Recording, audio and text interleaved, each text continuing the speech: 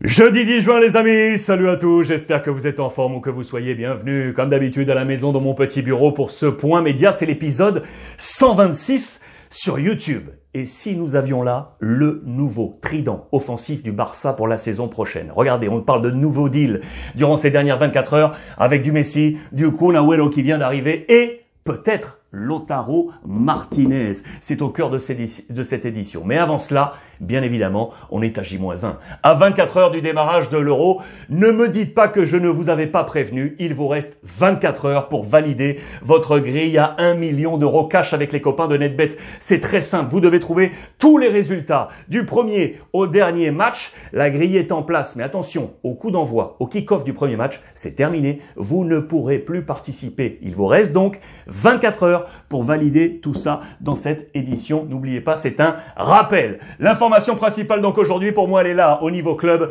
Et si Lautaro Martinez filait du côté du Barça? Lautaro rêve en Blaugrana, c'est dans les colonnes de Sport. Vous vous en souvenez, l'été dernier, le Barça était vraisemblablement déjà intéressé par lui. On parlait de troc avec Antoine Griezmann, avec l'Inter.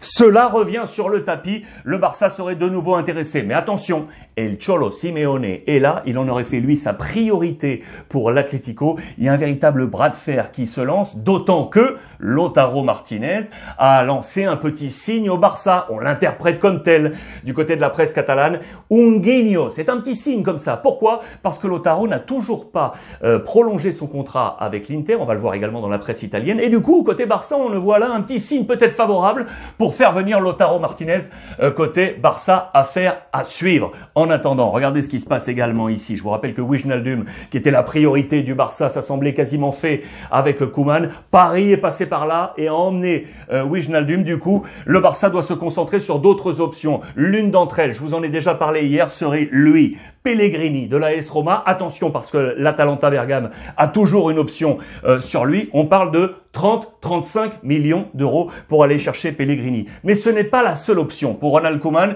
qui, sur le marché espagnol, serait également intéressé pour le milieu par Mikel Merino de la Real Sociedad. Très bonne saison. Option 2 pour Koeman. Mikel Merino si on venait à échouer avec Pellegrini. Le marché des transferts côté FC Barcelone. On nous dit que l'Olympique de Marseille serait intéressé par Coutinho. Là aussi, dossier à suivre. On nous dit que le Barça va se réunir le 15 juin prochain pour prolonger le contrat de Illich. Vous le savez, la jeune promesse du FC Barcelone. On veut absolument garder tout ce capital jeunesse côté FC Barça. On nous dit également qu'au cœur de tout ça, pour l'instant, la nouvelle offre de contrat pour Lionel Messi ne serait pas encore arrivée. Attention, il reste plus que 20 jours. 20 jours avant le terme du contrat de Lionel Messi. Avec Laporta, les deux hommes sont à la merveille. Vous le savez, on parle d'un contrat de 10 ans pour rester à vie côté Barça, à la fois en tant que joueur, puis migrer du côté de la MLS, mais toujours sous contrat catalan avant de revenir pour être un ambassadeur du club Blaugrana. Mais pour le moment, on nous dit que l'offre n'est toujours pas arrivée. Et enfin, côté FC Barcelone, on nous parle, regardez, de Dembélé. Attention, parce que je vous ai parlé hier d'ultimatum. Allez jeter un coup d'œil sur la revue de presse d'hier sur YouTube. Je vous disais que le Barça avait posé un ultimatum à Dembélé. C'est simple, attention, car vraisemblablement, on nous dit que le Paris Saint-Germain serait entré dans la danse. Après le cas Wijnaldum, on nous dit que Paris pourrait venir bousculer le Barça pour prendre le talent Dembélé. C'est un véritable feuilleton qui s'annonce. On nous annonce de nouveau dans les colonnes de AS cette notion d'ultimatum. Il n'y aura pas d'autre solution possible. Soit il est OK pour prolonger son contrat qui se termine en 2022, je vous le rappelle, ou alors ce sera la vente directe pour lui. Et là, peut-être que le Paris Saint-Germain pourrait de nouveau entrer dans cette danse. C'est le gros dossier côté FC Barcelone. On file côté Real Madrid maintenant, avec là aussi des gros dossiers, vous le savez. Brrr. Là aussi, on va parler du Paris Saint-Germain. Alors, notamment ici avec une notion de blocage de la part de Neymar à la une de AS, on va y revenir.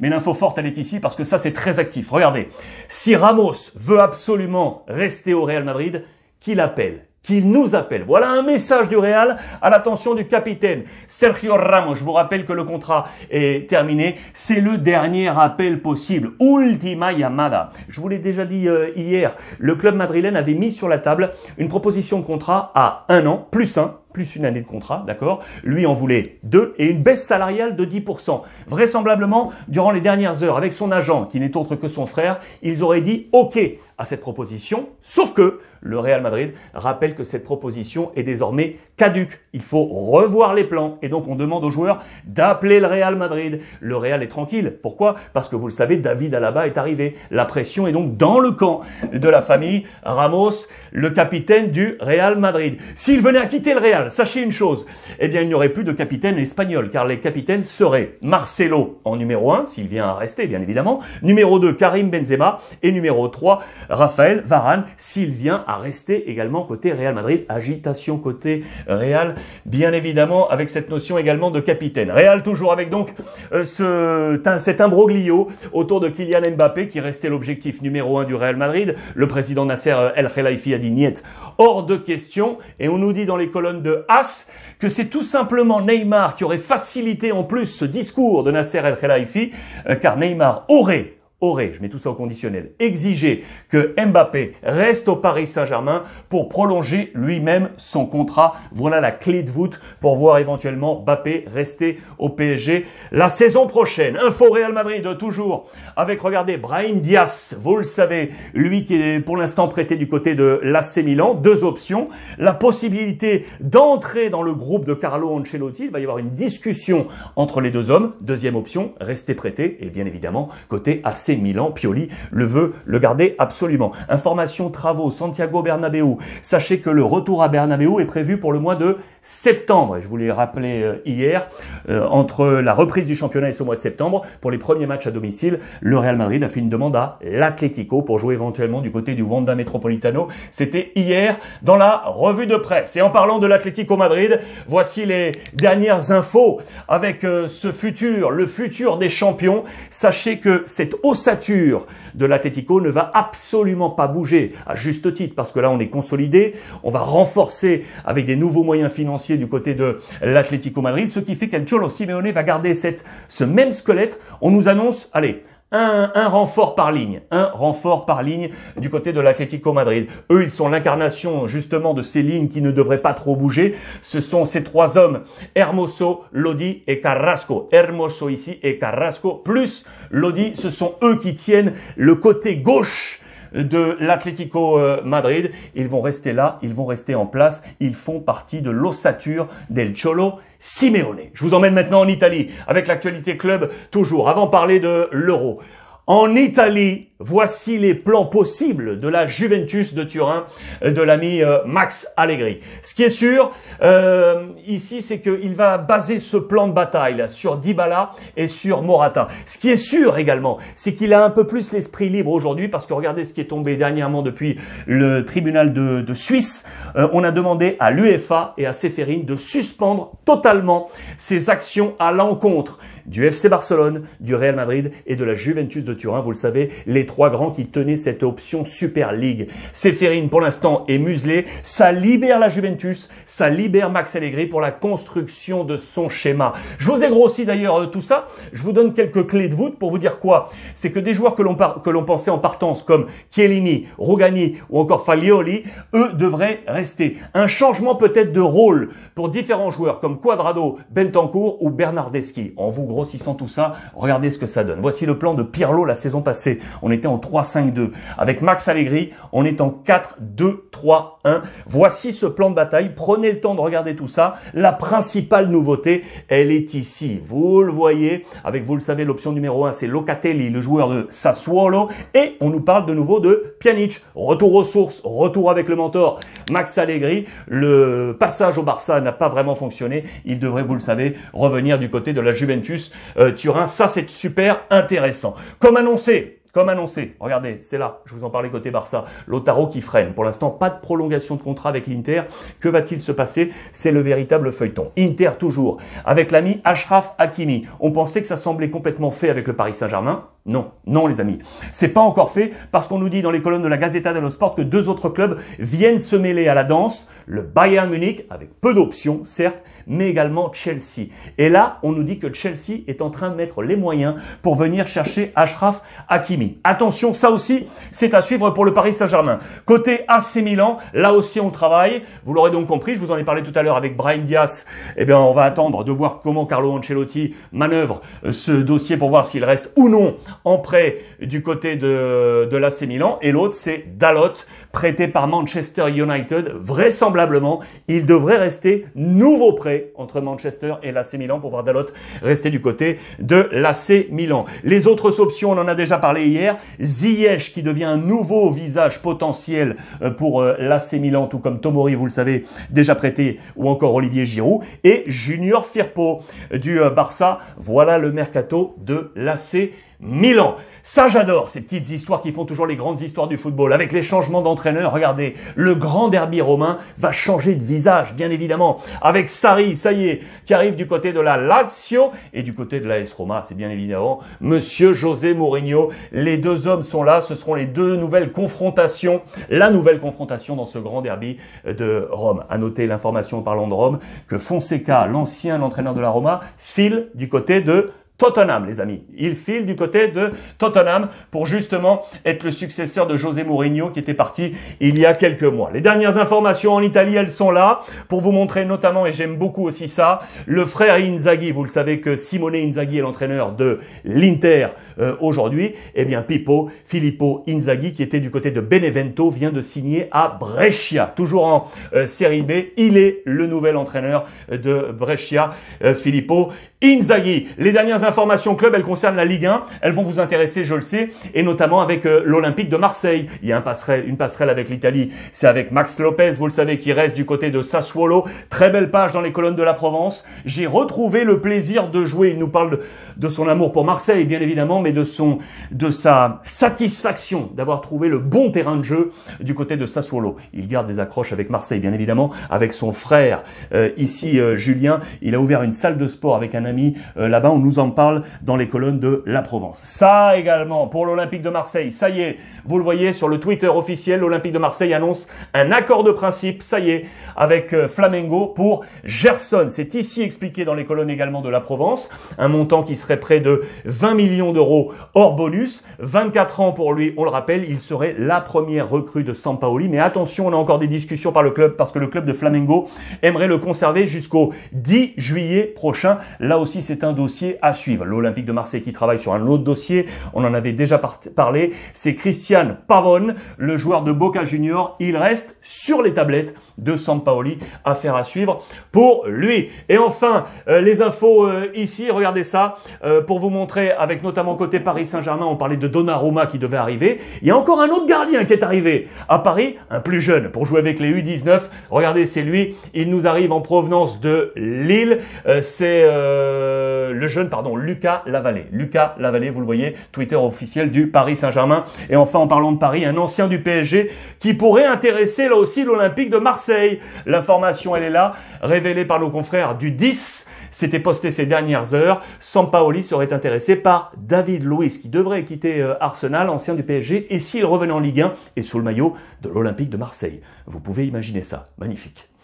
On va tourner la page et on va filer avec les dernières informations, là aussi Ligue 1. Regardez, Paris Saint-Germain avec Echouafni, vainqueur du titre avec les féminines, le premier titre de champion de France pour les filles du Paris Saint-Germain. Il ne sera pas reconduit, je vous en avais déjà parlé. Olivier Echouafni va quitter le Paris Saint-Germain. Les Lyonnaises, de leur côté, en parlant du foot féminin, qui ont été battues dans ce championnat par Paris, avec un message très sympa, un entretien très sympa ici d'Amel Majri, la Lyonnaise qui nous en parle. Nous ne sommes pas des robots, nous ne sommes pas des machines, on est humaine. Voici, on va apprendre de cela pour repartir avec l'Olympique Lyonnais. Enfin, information ici côté Football Club de Nantes. Sachez, vous le savez, que Valdemar Kita, le président, est toujours en ballottage avec des voix fortes et notamment côté supporters. Un collectif s'est créé, je vous en ai déjà parlé, le collectif nantais qui s'est ouvert vendredi dernier. 2 hommes à la tête de ce collectif. Philippe Plantive, qui est ici, c'est le patron de Proginov et bien évidemment un visage fort de l'histoire du Football Club de Nantes, c'est Michael Landreau, l'ancien gardien. Attention à suivre ce collectif qui pourrait prendre du poids pour peut-être prendre le pouvoir du côté du Football Club de Nantes. La dernière info avec le sourire, et ça j'adore aussi, regardez, c'est ici en Ligue 2, Rodez, dont est actionnaire un certain Zinedine Zidane. Eh bien son fils Enzo Zidane arrive en tant que joueur du côté de Rodez. Le voici. Il va donc arriver en provenance du Racing Santander, 2e division espagnole. Il arrive avec Rodez, très intéressant pour la formation du RAF J'étais en train de noter ça. Pas du Racing Santander, pardon, d'Almeria. Pardon pour la confusion. Il arrive d'Almeria, du club andalou d'Almeria, l'ami Enzo Zidane. Voilà pour toute l'actualité des clubs. On va passer maintenant à l'Euro. Allez, J-1 les amis, J-1 demain c'est le démarrage de l'Euro avec en toile de fond l'équipe de France bien entendu qui finit sa préparation. Regardez l'ensemble de la presse, à commencer par le Parisien aujourd'hui en France. Cette fois la France fait peur, oui l'armada notamment offensive, la France est complète au milieu de terrain, en défense, le coach, la France est le favori numéro 1 de cet Euro. Regardez, et c'est Marcel Desailly qui le dit lui-même, le rock, le champion du monde et champion d'Europe, dans les colonnes du Parisien aujourd'hui en France. Je vois la France aller au bout. Attention, on parlait de la petite alerte pour Karim Benzema, vous le savez, qui avait été touché lors du dernier match amical. Il était sorti pour laisser Olivier Giroud rentrer. Il devrait bien être opérationnel contre l'Allemagne. Ça, c'est une bonne nouvelle pour les Bleus. Regardez à la une de l'équipe également, Antoine Griezmann, entretien exclusif, un Euro réussi. C'est la gagne. Il n'y a pas de finale, il n'y a rien du tout. Il faut aller chercher ce trophée. Entretien de 3 pages où il nous parle notamment de sa relation très saine, très bonne avec Didier Deschamps. À moi de gérer devant. Il va être en taille patron, vous le savez, dans ce triptyque juste derrière Kylian Mbappé et Karim Benzema à la baguette du jeu offensif. Ce jeu offensif avec, attention, un petit bémol. En tout cas, c'est rapporté par nos confrères de l'équipe aujourd'hui avec Olivier Giroud qu'on dit frustré, Mbappé agacé. Que s'est-il passé au terme du match dernier? Plusieurs questions ont été posées à Olivier Giroud et l'une d'entre elles posait sur le fait qu'on l'ait peut-être pas forcément beaucoup vu en première mi-temps. Olivier Giroud m'a soulevé le fait que peut-être qu'on l'a pas assez trouvé, qu'on ne l'aurait pas peut-être assez recherché. Certains joueurs de l'équipe de France n'auraient peut-être pas apprécié ce petit mot. En tout cas, c'est ce qu'on nous rapporte, et notamment Kylian Mbappé. Voilà pourquoi on nous parle de frustration et voilà pourquoi on nous parle d'agacement. On va mettre tout ça entre des pincettes, on va mettre tout ça entre guillemets, bien entendu, rapporté par nos confrères de l'équipe aujourd'hui dans ces colonnes. Adversaire de l'équipe de France, on parle de l'Allemagne, mais on parle également du Portugal. Hier, je vous le disais, les Portugais avaient un dernier test face à Israël pour mesurer la force offensive. Parce qu'on a un dispositif offensif, mais on ne marquait pas beaucoup de buts. Voilà qui est fait. 4-0. Ils en ont mis 4 aux Israéliens avec un doublé de monsieur Bruno Fernandes. Cristiano Ronaldo également a marqué et Cancelo. Voilà la force portugaise. Attention, les Portugais semblent armés. Regardez le dispositif lancé justement pour ce match avec la une également de O Jogo. La goleada en signe d'impératif. Rui Silva, Pep, Ruben Dias remplacé par João Moutinho. Cancelo donc buteur. Nuno Mendes ici. Bruno Fernandes pour le doublé. Ruben Neves qui avait été remplacé par Danilo Pereira, le joueur du Paris Saint-Germain. Bernardo Silva remplacé par Renato Sanchez. William Carvalho remplacé par Guedes, ancien du PSG également. Diogo Jota remplacé par André Silva. Et enfin Cristiano Ronaldo, buteur, remplacé par Gonçalves. C'est une grosse armée. Également côté portugais, il va falloir faire attention du côté de l'équipe de France. On file avec l'équipe italienne.